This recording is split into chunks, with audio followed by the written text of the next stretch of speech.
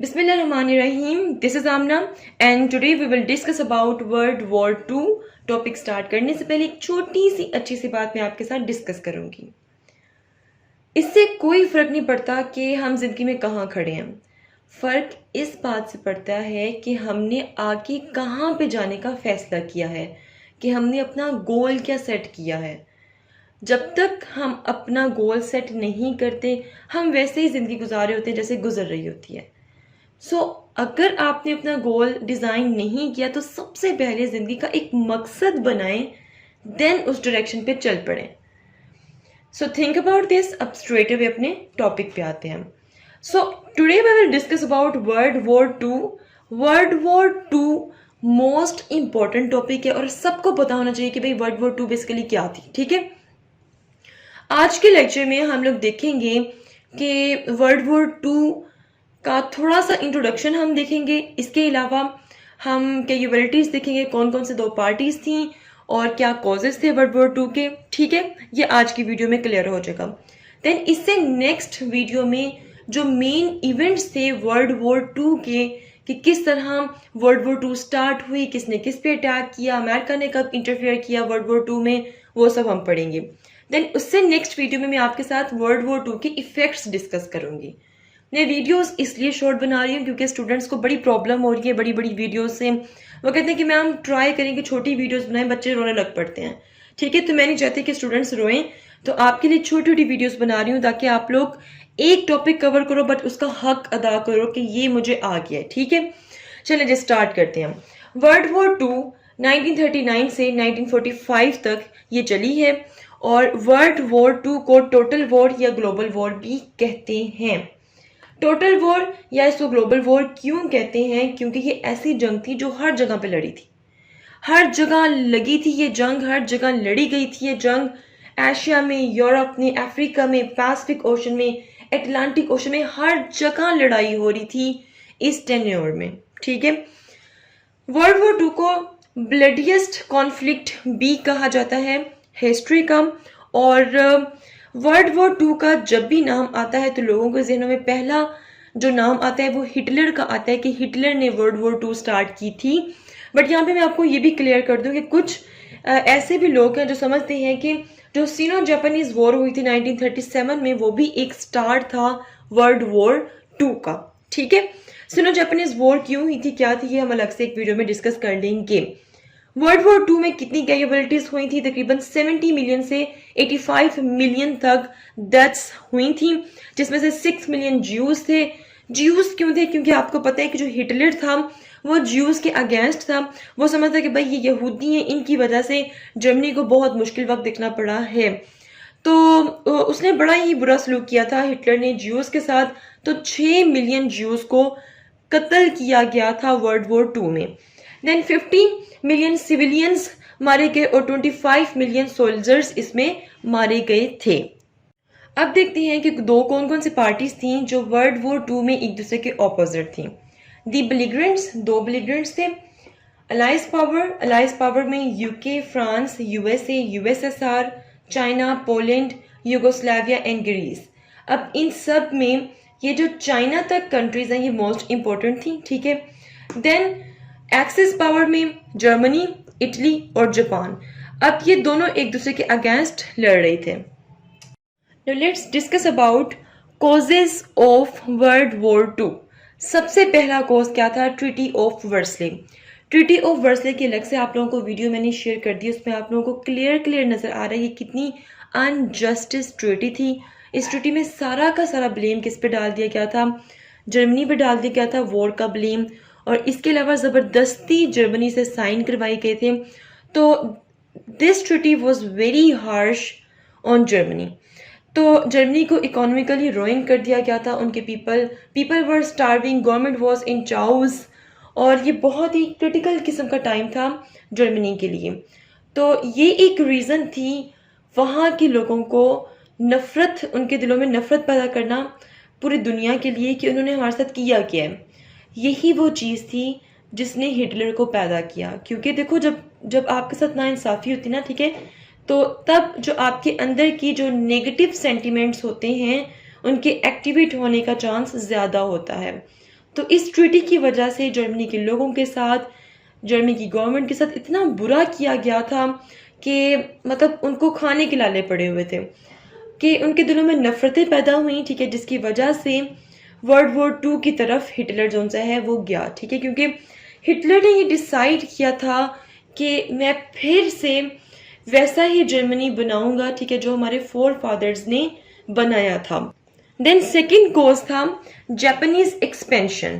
اس وقت جاپان اپنی military build up کر رہا تھا، اور جاپان کو شروع سے ہی شوق تھا کہ بھئی وہ اپنی ملٹری اسٹرانگ کریں، ٹھیک ہے، تو ملٹری وہ اپنی اسٹرانگ کرتے جا رہے تھے۔ اب ان کے پاس کمی کس چیز کی تھی؟ ان کے پاس کمی تھی لینڈ کی، ان کے پاس کمی تھی نیچرل ریسورسز کی۔ تو جاپان چاہتا تھا کہ وہ اپنی ایمپائر کو گرو کرے، ٹھیک ہے، وہ نیچرل ریسورسز تک ایکسیس حاصل کرے۔ اب یہ کیسے پاسبل تھا؟ یہ اسی وقت پاسبل تھا کہ جب وہ دوسروں کی اسٹیٹس کو اپنے قبضے میں کر لے گا تو۔ سو in order to grow their empire they invaded منچوریا۔ 1931 میں انہوں نے منچوریا میں انویڈ کر دیا، دین 1937 میں چائنا میں انویڈ کر دیا۔ پرپس اس کے پیچھے کیا تھا کہ ہم نے اپنی لینڈ کو ایکسپینڈ کرنا ہے، لینڈ کی ایکسپینشن کرنی ہے، نیچرل ریسورسز تک ایکسیس حاصل کرنی ہے۔ تھرڈ جو کوز تھا وہ تھا اپیزمنٹ، اس کو پالیسی آف اپیزمنٹ بھی کہہ سکتے ہیں۔ اپیزمنٹ بیسیکلی کیا تھی؟ یہ ایک فورن پالیسی تھی of پیسیفائنگ N اگریوڈ country through negotiation in order to prevent war. Basically یہ ایک پالیسی بنائی گئی تھی کہ آپ کا جو دشمن ہے، ٹھیک ہے، اس کے ساتھ نیگوشیشن کر کے اس کی ڈیمانڈز کو پرامن طریقے سے سن کر ان پہ کچھ عمل کر کے، کچھ اپنی مان کے، کچھ ان کی منوا کر سچویشن کو کام ڈاؤن کرنے کی کوشش کی گئی تھی اس پالیسی کے تحت۔ اس کی پرائم ایگزامپل کیا ہے؟ برٹنز policy towards Italy and Germany. اور تب فرانس اور برٹن دونوں نے کیا کوشش کی تھی کہ ہٹلر کو بلایا جائے، اس کی ڈیمانڈ سنی جائے اور اس کو کام ڈاؤن کرنے کی کوشش کی جائے، اس کو ہیپی کرنے کی کوشش کی جائے، تاکہ ہٹلر دوبارہ سے وار کی طرف نہ جائے، تاکہ دنیا میں دوبارہ جنگ نہ ہو، کیونکہ ایک دفعہ تو پورا کا پورا یورپ ہل چکا تھا ورلڈ وار 1 کے بعد، تو اب کوئی بھی نہیں چاہتا تھا کہ جنگ ہو۔ اس لیے پالیسی آف اپیزمنٹ بنائی گئی کہ نیگوشیشن کے تھرو سچویشن کو ٹھنڈا کیا جائے، بٹ یہ پالیسی بیک فائر کر گئی، اور بلکہ اس پالیسی کے تحت ہٹلر کو زیادہ ٹائم مل گیا، اس نے اپنی مزید آرمی کو اسٹرانگ کیا، بلڈ اپ کیا۔ سو دیٹس وائی یہ بھی ایک کاز تھی ورلڈ وار 2 کی۔ Number 4، failure of league of nation. League of nation basically کیا تھی؟ League of nation treaty of ورسلے کے تھرو بنائی گئی تھی، یہ ایک آرگنائزیشن بنائی گئی تھی، اور اس کا پرپس کیا تھا؟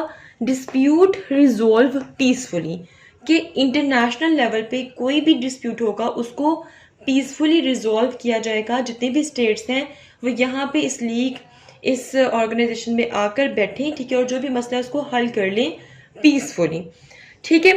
بٹ لیگ آف نیشن فیل ہو گئی، جس کی وجہ سے دنیا دوبارہ وار کی طرف گئی۔ کیسے فیل ہوئی؟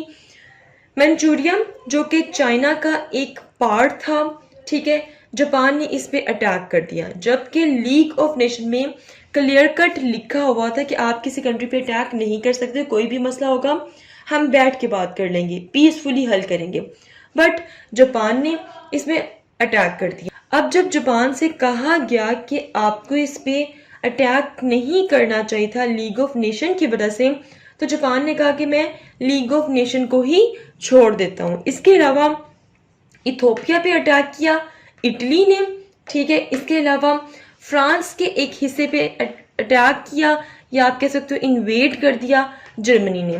تو یہاں پہ آپ دیکھ سکتے ہو کہ ڈفرینٹ اسٹیٹس کے ایریاز، ڈفرینٹ اسٹیٹس کے پارٹس پہ اٹیک کرتی جا رہی ہیں، اور یہ کس کے اگینسٹ ہے؟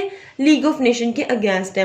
لیگ آف نیشن کی نہ ہی تو اپنی کوئی آرمی تھی، اور نہ ہی اس کا کوئی کانسٹیٹیوشن تھا، نہ اس کے کوئی ایکٹس تھے، تو اس کے مطابق آپ لوگ دیکھ سکتے ہو کہ لیگ آف نیشن فیل ہو گئی، اور بہت سے اسٹیٹس تھیں وہ لیگ آف نیشن کو مانتی ہی نہیں تھی۔ دین ففتھ، ڈیمانڈز آف امپیریلزم۔ اب ایک طرح کی ایک وار تھی پرانی جو اسٹیٹس تھی جیسے کہ فرانس، برٹن وغیرہ، ٹھیک ہے، اور اس کے علاوہ جو ایک نئی پاور سامنے آئی تھی جرمنی، اٹلی اور جاپان کی صورت میں، یہ جرمنی، اٹلی اور جاپان یہ چاہتے تھے کہ ہم اپنی زیادہ سے زیادہ کالونیز بنائیں، ہم سے جتنا ہو سکتا ہے ہم ایریا کور کریں، ہم جتنا ایریا کور کریں گے اپنے قبضے میں کر لیں گے ہم اتنے ہی اسٹرونگ ہوں گے۔ تو امپیریلزم کی ڈیمانڈ بڑھنے لگی تھی اس وقت، مطلب کہ جتنی بھی یہ پاورز تھیں، جرمنی، اٹلی، جاپان، ان کا جو مین کنسرن تھا وہ یہ تھا کہ ہم لینڈ گین کریں، اور اس کے علاوہ گین ورلڈ پاور، جتنی ہم لینڈ گین کریں گے اتنا ہی ہمارے پاس پاور زیادہ آئے گی، ٹھیک ہے۔ دین number 6، rise of nationalism and dictatorship. دین ایک ویو چلی نیشنلزم کی، تو سب کو تب یہ لگتا تھا کہ بھئی ہمارے اپنے اپنے ملک ہونے چاہیے جہاں پہ ہم لوگ اپنی مرضی سے رہ سکیں۔ دین ایک ویو تھی ڈکٹیٹرشپ کی۔ ڈکٹیٹرشپ بیسیکلی کیا تھا، جیسے کہ دو آئیڈیولوجیز اس وقت نظر آئیں دنیا میں، ایک فیشزم، دوسرا نیززم۔ فیشزم یہ ایک بیسیکلی فیشسٹ آئیڈیولوجی تھی جو سب سے پہلے اٹلی میں گورنمنٹ اس کی بنی، دین اس کے بعد جو سیکنڈ فیشسٹ کی جو گورنمنٹ بنی ہے وہ اسپین میں بنی ہے۔ یہ فیشزم کیا ہوتا ہے، نیززم کیا ہوتا ہے، اس پہ الگ سے آپ کو کمپیریزن کر کے ویڈیو بنا کر دے دوں گی۔ دین نیززم جرمنی میں یہ آئیڈیولوجی سٹارٹ ہوئی، اور اس کو کس نے سٹارٹ کیا، ہٹلر نے اس کو سٹارٹ کیا۔ تو یہ ہیں جی کچھ کازز ورلڈ وار 2 کی۔ اب اس کے مین ایونٹس کیا ہیں ورلڈ وار 2 کے، اس پہ الگ سے آپ کو ایک ویڈیو بنا کے سینڈ کر دوں گی۔ سو دس از all about causes of world war 2۔ If you have any question, do write your question in comment section below and hit the like and subscribe button if you haven't yet. ملتے ہیں جی next hot issue کے ساتھ، until then مجھے اپنی دعا میں یاد رکھیے گا۔ اسٹے ٹیونڈ اینڈ اللہ حافظ۔